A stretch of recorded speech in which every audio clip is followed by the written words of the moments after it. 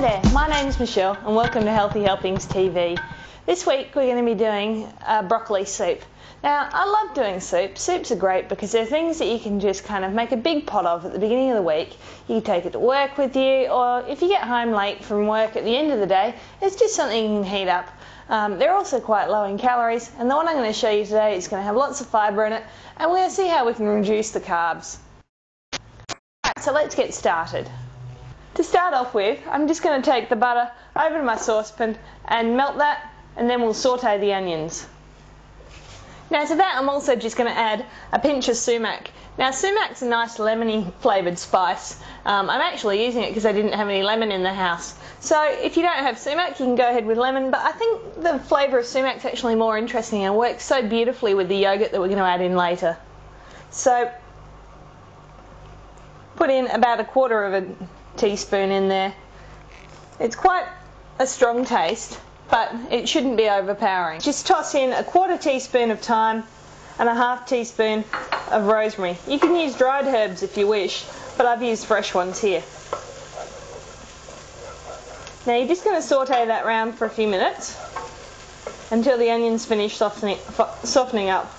Okay, to that I'm going to add about 2 tablespoons of that soy protein isolate. Now that's a flavourless soy protein, it's not the kind that you'd just eat on its own. I'm just going to mix that around just to make it a thickener.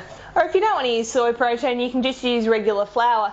And then what I'm going to do is just grab this vegetable stock or broth, and I'm going to measure out 3 cups worth. And I'm just going to pour the first bit in slowly, just to make sure that there aren't any lumps formed. Okay, now to that you're just going to grab your broccoli, and I've just roughly chopped that up. That doesn't have to be chopped too finely. And your 1/2 tomato.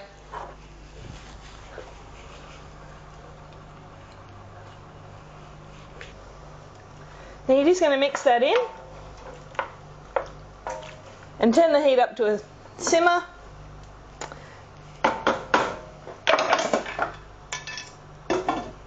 And we're just going to pop the lid on, bring that to a boil, and then cook that for 15 minutes. Now while that's cooking, I just thought I'd quite quickly mention why I've chosen broccoli as the vegetable for this soup. Now broccoli is great because it's really high in fibre. Being a green vegetable, it's also got lots of potassium, and in this day and age we need to have more potassium because there's more and more sodium showing up in our foods, and potassium and sodium work to balance each other out a bit. Okay, so that's great, it's low GI, and it's a quick and easy soup that we're going to be able to throw together. So we'll come back to that in about 15 minutes time. Okay, so that's been 15 minutes. Now just be careful when you take that lid off, there's going to be a lot of steam. Now you can check whether you've done whether it's all been boiling long enough just by putting a fork into the broccoli stems. Now if the stems easily take the fork, then you're pretty much ready. So next what we're going to do is just blender all this up. Now if you've got one of these stick blenders, that's fantastic, and I'll put some links to these on our new Amazon store.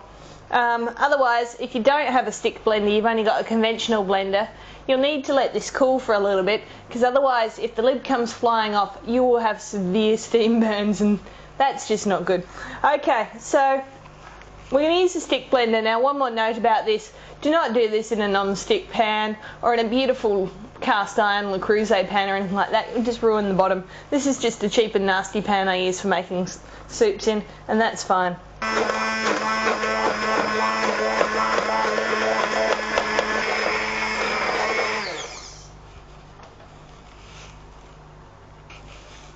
Now next what we're going to do is just remove that from the heat for a second, and I'm going to measure out 1/2 cup of milk. I'm using a low fat milk here.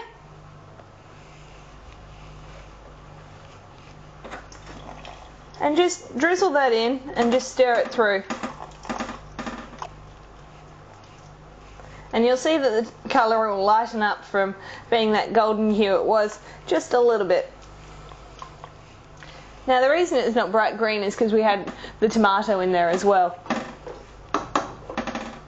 Now, if you're serving this up straight away, you can mix in your yogurt. Now, a good trick with the yogurt is to mix in a little bit of citrus into the yogurt, and that way when you put it into the hot liquid here, it's not going to split. So I don't have any lemon juice, as I said before, but I do have a few drops of lime, so that's what I'm going to use.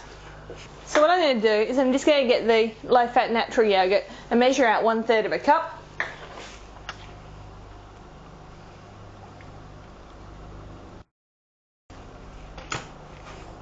Put that into a mixing bowl here.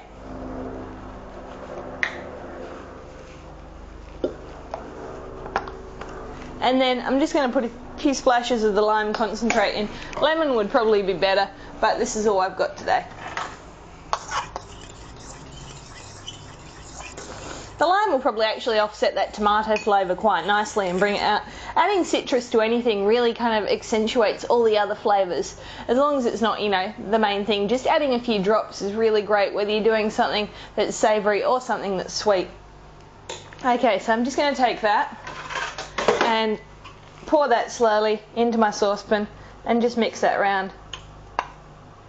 Now, you can do that in advance and then just reheat the soup in the microwave and mix in the yogurt at the last minute just before you serve it. Now, the only thing left is just a little bit of salt and pepper. Salt. And lots of pepper. I love black pepper. Now, if that's been off the stove for any time, you just want to bring it up to a very gentle heat. Remember, if the yogurt's in there, just to keep it really gentle. And then you're ready to serve it up.